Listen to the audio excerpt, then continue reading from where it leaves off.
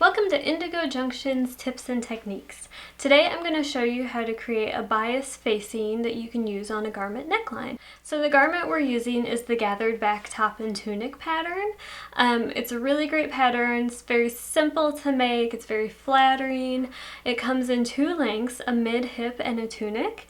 And it also offers sizes extra small to 3XL.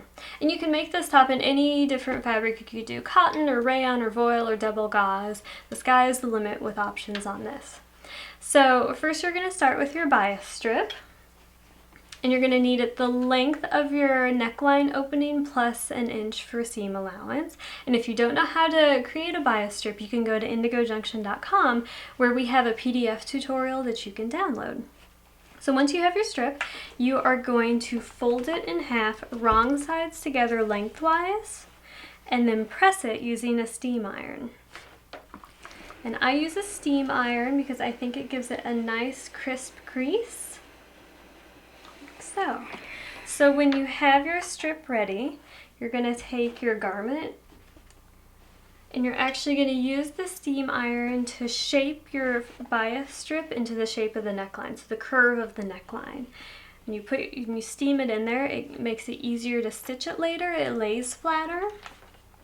So you'll match your raw edges, and the fold of the bias tape is going to be on the body of the garment, like so.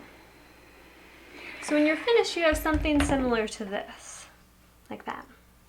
So when that's ready, you're going to open out the two short ends and stitch them with a 1/2 inch seam allowance. And what that is going to give you is a loop that looks like this guy right here.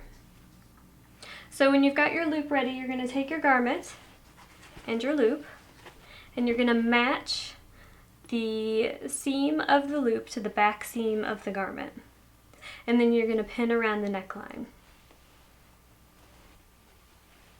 Once you have it all pinned, you're just going to stitch with a 1/4 inch seam allowance around the neckline, and that is going to give you a garment that looks like this.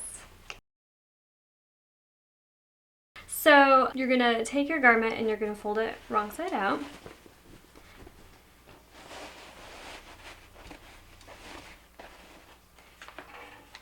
You simply take the facing from the outside and fold it to the back and press it. And when you're finished with pressing, you will pin around the length of the neckline again, pinning the bias facing to the wrong side.